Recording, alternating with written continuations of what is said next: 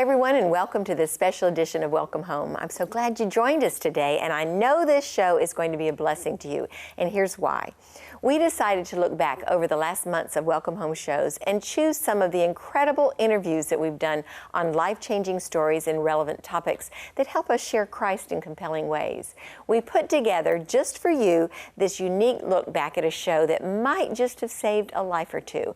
In fact, as I recently spoke to Alison Walsh, she said just that. Barbara, airing that program has probably saved lives.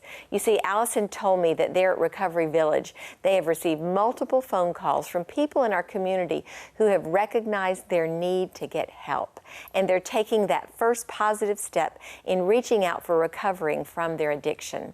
So we wanted to give you another chance to watch a program that definitely has eternal value. Here's our story with completely recovered from her own debilitating eating disorder, now champion for those suffering from similar addictions, Alison Walsh. Hi everyone, I'm here with Alison Krieger Walsh from Recovery Village, and in addition to that, we've been talking about eating disorders, but before that, Alison, I want to remind everybody, Alison is a former Miss Florida from 2006, and eating disorders was a part of your platform. That's why you're really here doing what you're doing at Recovery Village, right? Absolutely, it is. Yeah, so let's tell everybody about what's coming up in June. Oh my goodness, we are celebrating the 80th anniversary of the Miss Florida pageant. So isn't that amazing? Oh my gosh. We have a lot of formers coming back, right? We do. I think we're going to have around at least 30 of us back. Great. So to be together with our sisters, we call ourselves the Forevers. Not formers. No, Forevers. I like that. So we'll all be together. We've got tons of events. We've got the talent show. We've got all kinds of festivities. And you were telling me, you were a twirler. I remember you were a twirler, but you're going to actually be doing that? Yes. I cannot believe you can still twirl. I'm so impressed. So it's going to be a miracle. We'll find out. If you'd like to come see me try.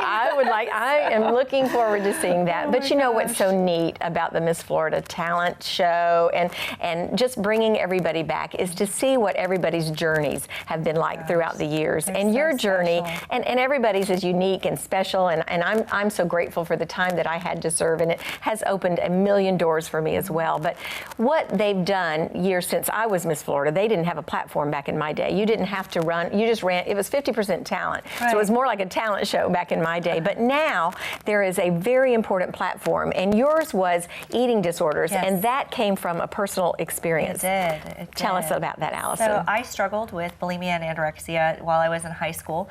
So I had a very difficult battle for about 3.5 years. And once I got the help that I needed, I just was so grateful to have a second chance at life, and just felt very compelled almost immediately after receiving the help that I needed that I could do something more. I could be a voice for those that are afraid to speak, or don't know where to turn. And so it was right after I got to the University of Florida, I walked on campus and I realized that there were no resources for those that are struggling or those that were in recovery. And so I started a student organization there, and then that organization became my platform. So it's helping other people eat. It's now a 501c3 nonprofit organization, which we focus on the prevention, awareness, education, and advocacy for treatment for eating disorders. So that's been almost 14 years ago now that I started that, but that was my platform throughout my year of service, and I'm involved with many other organizations as well. Well, in particular, Recovery Village. Yes. Tell us about that, and then I want our viewers to see a quick video, but tell us a little bit about what that is. So the Recovery Village is a full continuum of care treatment facility that's located about 45 minutes outside of Orlando, and part of the patient population that we treat are those struggling with eating disorders, which of course means the absolute world to me, and the other portion of the patient population are struggling with addiction. It's something that affects millions and millions and millions of people every year. So I'm very blessed, very honored to work at Recovery Village and to be able to offer these services to those that need them. And Allison is Vice President of Business Development and Branding at Recovery Village. And I want you to watch with us just for a moment this video so that you get a better idea of what Recovery Village is all about. Watch with us, and then we'll be right back with Allison.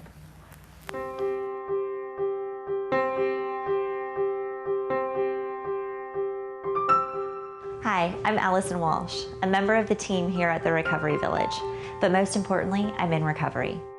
I understand the hurt, the pain, the hopelessness that you might be feeling right now. We truly understand your frustration, and that's why I believe in the Recovery Village. Whether you're struggling with substance abuse, alcoholism, addiction, or an eating disorder, We're here to help. I'm living proof that you can truly take control. We're able to help with our patients' challenging issues every day, and our highly trained staff is here to help you. Substance abuse, addiction, alcoholism, and eating disorders. We are ready. And the Recovery Village is accredited by the Joint Commission and is a premier private detox and residential treatment facility, offering a full continuum of care. Luxurious facilities and amenities include our gym, swimming pool, volleyball, and basketball courts. Our patients participate in evidence-based treatment and also enjoy recreational, equine, yoga, and massage therapy. We are here to help. We have a 24/7 chauffeured pickup service, an easy admissions process, and we accept most insurance policies. Call us today at 888-REHAB-NOW or visit us online at therecoveryvillage.com. You can truly live a better life through advanced therapy.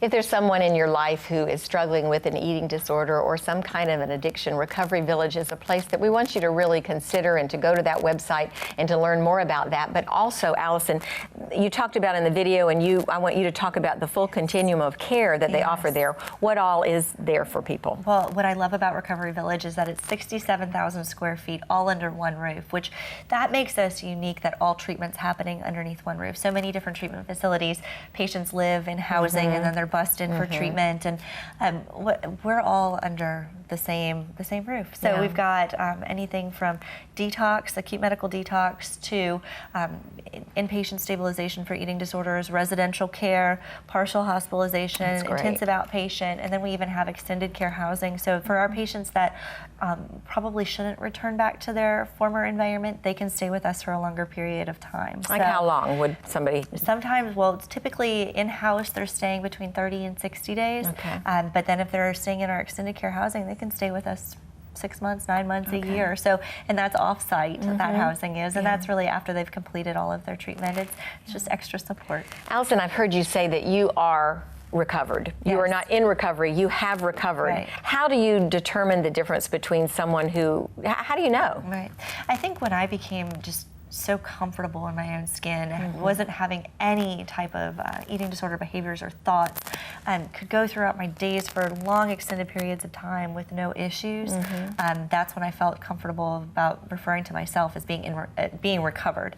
And recovery is a great place too, though. You know, many years I spent in recovery, and so, but knowing that I am in a really strong place and that I've got my tools, if I ever need them, I always say you got to put your tools in your toolbox and make sure that you're strong in recovery, and I've got them there if I ever What need are your them. Tools? Support. Okay. You know, knowing who to call, when to call, how to find help, knowing that I've got people to lean on, that I need to always take care of myself.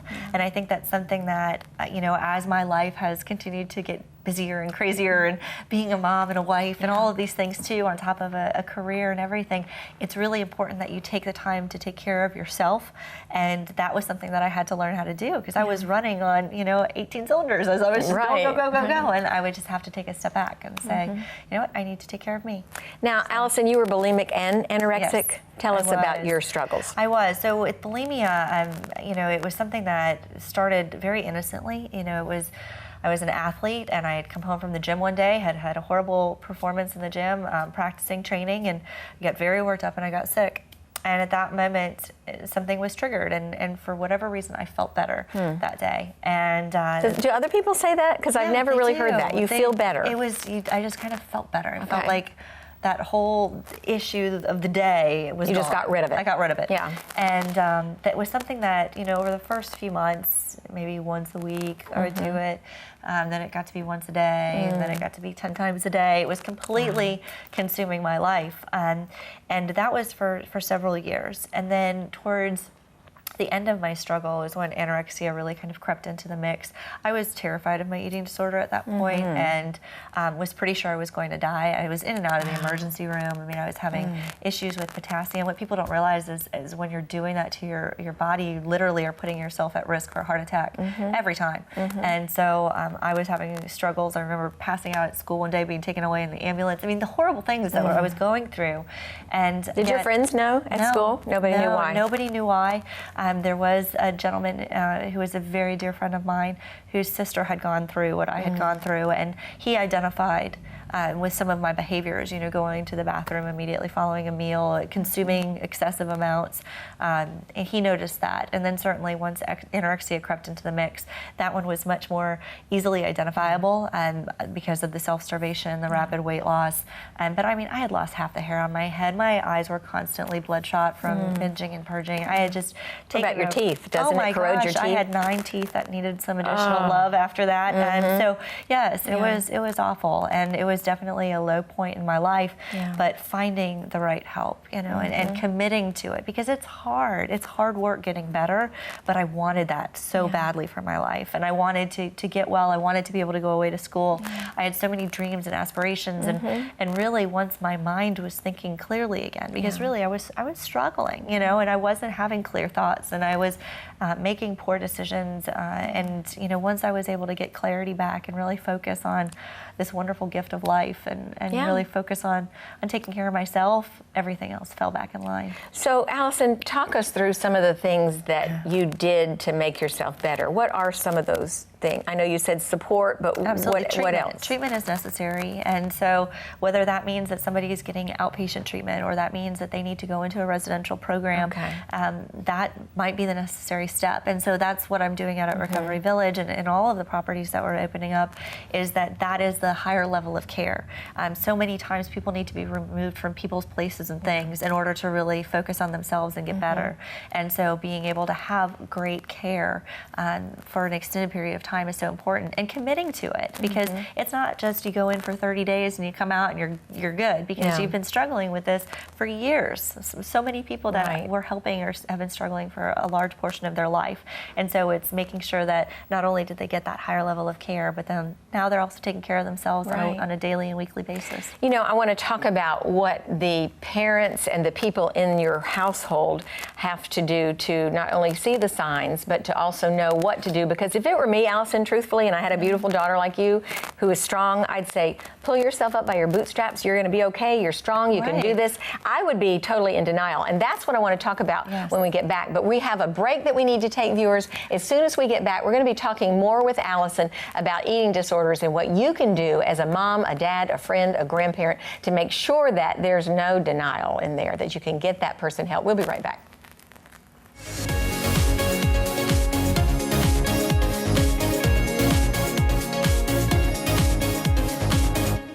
I'm talking today to Alison Krieger Walsh. She is the Vice President of Human Development and Branding at Recovery Village, and we've been talking about eating disorders. And I promised Allison, our viewers, that when we came back from our break, we'd talk about parents like me and grandparents who probably would be in denial over somebody having a beautiful daughter who appeared to be very strong, athletic, had it all together, and yet you couldn't pull yourself up by the bootstraps. Right, no, exactly. And even the first time that I went to my parents, they were very much in denial of what I was going through. And I said, you know, Mom and Dad, I can't keep going at this rate. This is what I'm doing. And they said, well, you know, Allison, you've acknowledged the problem. That's half the battle. You're going to be fine. And at that point, I sunk even deeper, because here I just made myself so vulnerable, was so honest, came out and shared what I was going through. And then all of a sudden, you know, that wasn't acknowledged. And so basically 3 months went by. I continued to get even more sick at that point in time. And it was finally saying, like, if you don't call the doctor, I'm going to, because I'm going to die. And that was the reality of the point. How did you know? How did you know that it was that bad? I didn't realize that people died from anorexia, really. Yes. So, I mean, I was passing out every night. So I would completely black out. I was being taken to the hospital. You know, I had several instances where that occurred. So it just just got progressively worse. And I was struggling. I mean, the other issue with eating disorders or any other illness is that there's probably something else going on. So there's a co-occurring issue. I struggled with anxiety and depression, and so that was the underlying root of all of this that just really hadn't come to the surface yet. So I was miserable. I was absolutely miserable, and here I was, 17 years old at that point, just with a huge future in front of me, but I had to get better first. So what got you to a point of you've recovered, you got okay? I guess you were okay by the time you entered the Miss Florida pageant. Yes. Were you okay by then? Yes, I was. Okay. So it was really important for me to be in a healthy place, because how could I possibly be out there talking about prevention and awareness of eating disorders if I wasn't taking care of myself? And so, so by the time I started competing, I was in recovery and helping others. As it started as little awareness campaigns on my college campus and has grown into something much grander than that now. So, Allison, is it true that people like you, I would call you a type A personality. Oh, yes. I know I'm one. My two daughters are capital A as well, and they're driven and they're ambitious and they want to do well and they want to do things with a perfect. Is that something that is a factor in someone that suffers from this? Yes, very much. I mean, I was very textbook as far as what you would look for. Yes, and I think that when you're constantly striving for perfection or to be the best, sometimes it goes a little too far, and then your outlet becomes something not as productive. Right. So what do we need to tell to the moms out there and grandmothers and granddads, fathers and everybody, brothers, sisters, anybody in the household, if you see that there's a possible problem with someone with an eating disorder, rather than being in denial, like I would probably be, what do we do? What do we do with that person? First of all, reach out to them and talk to them. And it probably won't be the most pleasant conversation, but be very empathetic, be very patient, be very kind, and listen. Because chances are, if you're noticing it, it's probably been going on a lot longer than what you realize. And so being that patient person in their life and understanding and not approaching it with judgment is so important, because for those that haven't struggled, it's hard to understand why somebody would do this or why they're going through this, but just listening and one thing I heard from you today that I'm not sure I would have acknowledged is that you use the term mental illness, and we don't want to acknowledge that anything is a mental illness. There is still such a stigma, but it is preventable, would you say, and it is curable? I do think it's curable, and I do think with the proper prevention techniques, you can prevent somebody from struggling. But it is the leading cause of death among all mental illnesses. And I mean, one of the quotes that I say on a daily basis is that genetics load the gun, society pulls the trigger. So if somebody is genetically predisposed to these illnesses, you have to be even more aware. So there wasn't a lineage in my family history of those struggling. So for my parents, it was shocking that I was going through this.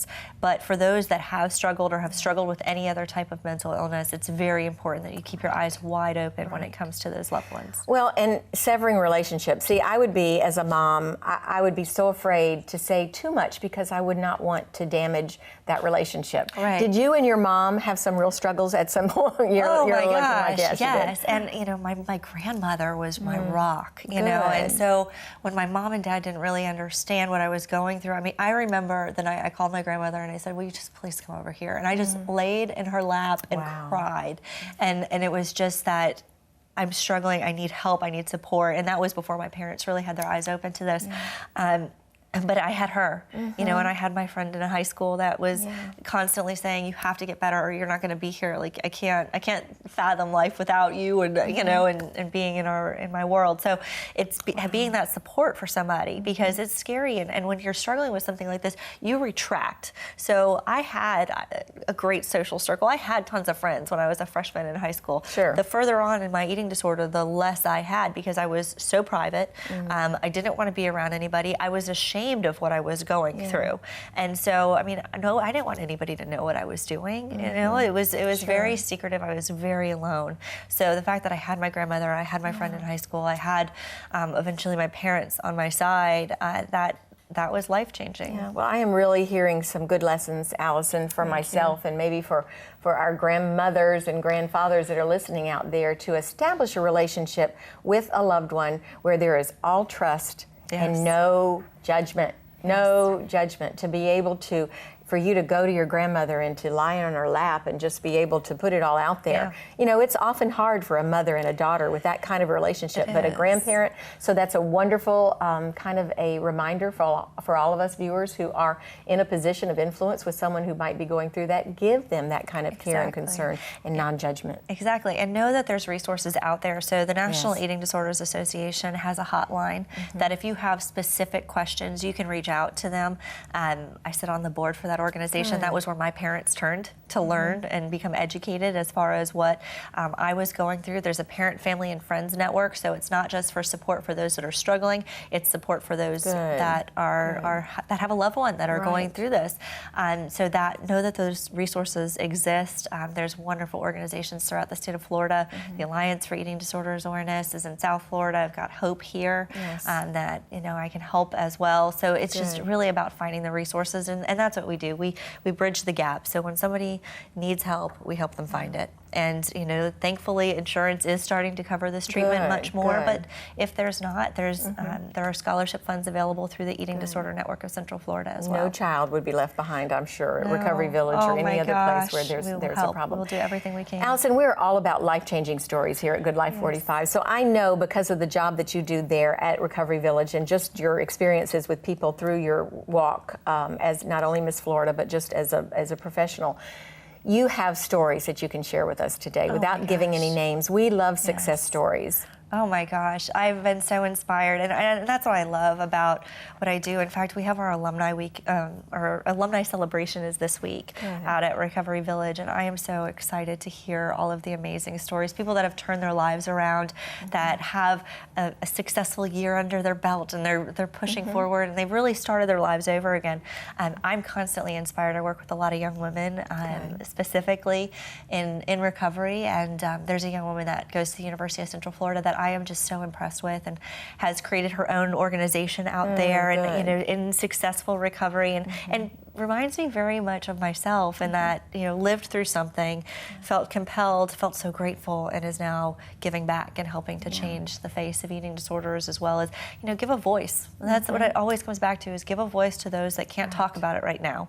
Take away the shame, take away the stigma, and talk about what can their life be without their eating disorder, because that's so much of the time that becomes their identity, and that becomes something that dictates everything that they're doing. So young women like the ones that I work with out at ECF, and the individuals that I mentor through Hope, I've got young women that are on my board now for Hope that have struggled and that are in successful recovery, and again, giving back, holding fundraisers so that we can do more, we can give scholarships, and we can do all of these wonderful things. So. Well, and you mentioned the word mentoring and how important that is, to have someone who is going to breathe truth and life into your life, and to give you that kind of encouragement. Allison, something you mentioned a few minutes ago was about 8 years old. I just remember hearing 8 years old. Please don't tell me that it can start as young as 8 years old. It's sadly starting as young as 8.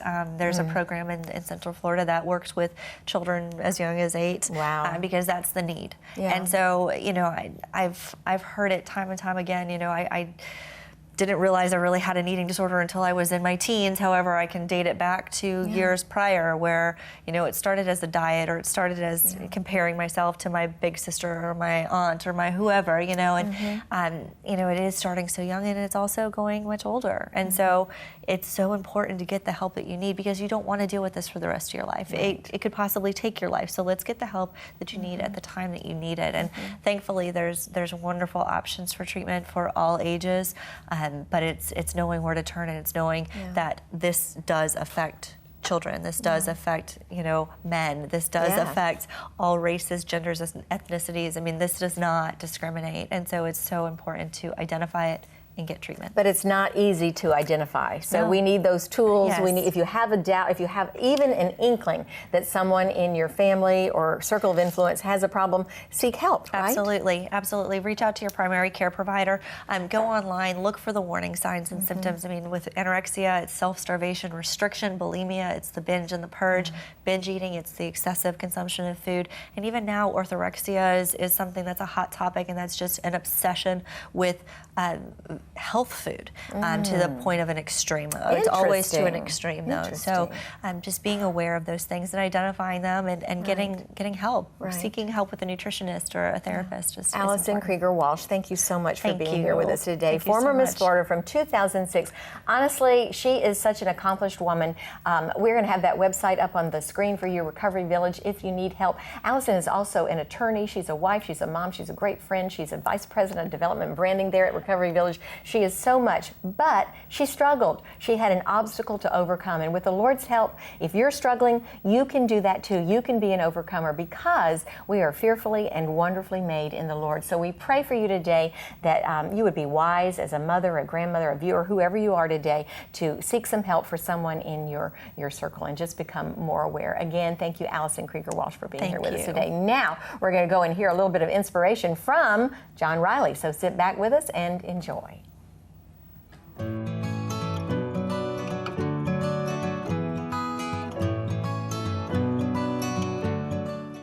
What a wonderful program today. I hope you enjoyed it, and I want to end our time together with a note of hope. The psalmist tells us in Psalm 103 to forget not his benefits. I believe that means to dwell on the Lord's bountiful blessings even in the midst of life's storms. And we've all been there, or maybe we're even right there now. If you're in the middle of a trial and you feel like those raging waters are about to sweep you away, remember Him, my friends. Think on God's goodness and believe that your joy will come again. We're told in Scripture that those who sow in tears will reap with songs of joy, and that joy will come again. Together, let's claim God's wonderful promises in His Word. He does not promise to give us a life of problems without any kind of problems or trials or challenges. In fact, John 16:33 says, "In this world you will have trouble."